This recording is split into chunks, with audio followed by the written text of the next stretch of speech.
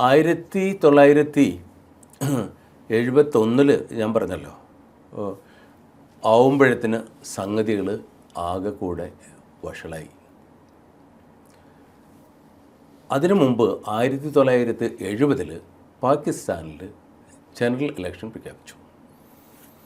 General election November 8 പ്രഖ്യാപിച്ചിട്ടുണ്ടായിരുന്നത്. ഈ ചുഴലിക്കാറ്റ് വന്നപ്പോൾ ഈസ്റ്റ് പാകിസ്ഥാനിലെ ആൾക്കാർ വിചാരിച്ചു എന്നാൽ ഇലക്ഷൻ പോസ്റ്റ്പോൺ ആവും. പക്ഷേ ഇലക്ഷൻ പോസ്റ്റ്പോൺ ആയില്ല. 2 ഭാഗങ്ങളിലും കൂടിയിട്ട് 313 സീറ്റുകളാണ്.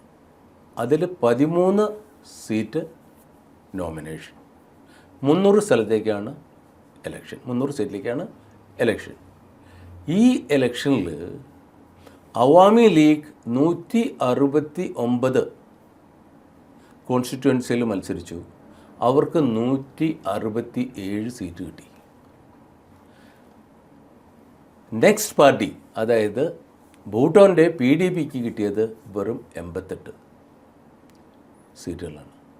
സ്വാഭാവികമായിട്ടും അവാമി ലീഗ് ആണ് ഗവൺമെൻറ് ഫോം ചെയ്യേണ്ടത്. മുജിബുർ റഹ്മാൻ പ്രധാനമന്ത്രിയാവും.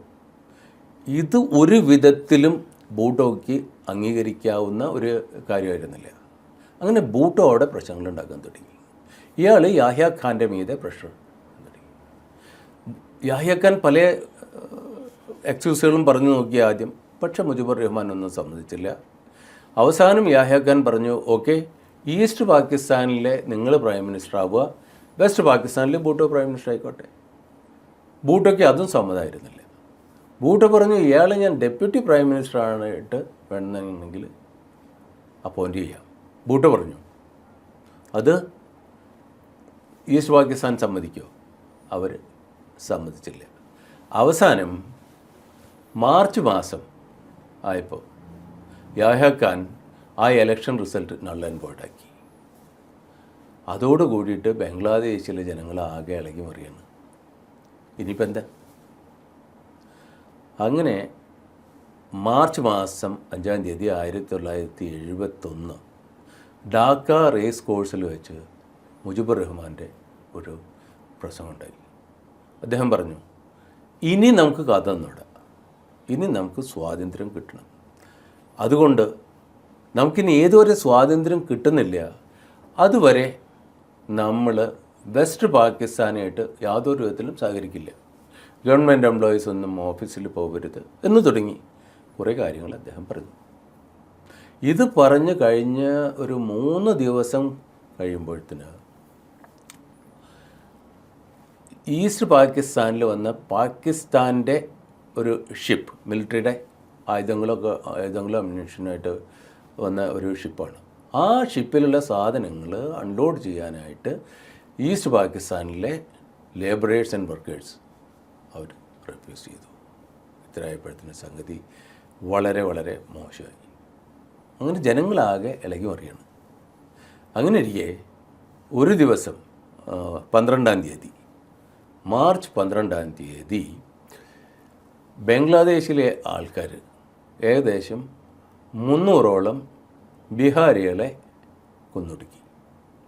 അപ്പോൾ ബീഹാരികൾ എന്ന് പറയുന്നത് എന്താണെന്നറിയോ? സ്വാതന്ത്ര്യം കിട്ടിയപ്പോൾ ഈസ്റ്റ് പാകിസ്ഥാനിൽ ഇന്ത്യയുടെ പല ഭാഗത്തുനിന്നും ആയിട്ട് കുറേ ആൾക്കാർ ബംഗ്ലാദേശിലേക്ക് പോയി. അപ്പോൾ അതിൽ അസാമിൽ നിന്ന് പോയിട്ടുള്ള ആൾക്കാരുമുണ്ട്, ബംഗാളിൽ നിന്ന് പോയുള്ള ആൾക്കാരുമുണ്ട്, മേഘാലയയിൽ നിന്ന് പോയുള്ള ആൾക്കാരുണ്ട്, ബീഹാറിൽ നിന്ന് പോയിട്ടുള്ള ആൾക്കാരുമുണ്ട്. പക്ഷേ ഇവരെ എല്ലാവരെയും ബംഗാളികൾ ബീഹാറിൽ നിന്നാണ് വിളിക്കുക. അങ്ങനെ ഏകദേശം ഒരു 300ഓളം ഈ ബീഹാരികളെ ബംഗ്ലാദേശിലുള്ള ആൾക്കാർ കൊന്നൊടുക്കി. അത് വീണ്ടും വളരെയധികം പ്രശ്നങ്ങളുണ്ടായി. ഇത്തരം പ്രശ്നങ്ങളായപ്പോൾ ഇനി ഇവിടെ കാര്യങ്ങളൊന്നും നടക്കില്ല.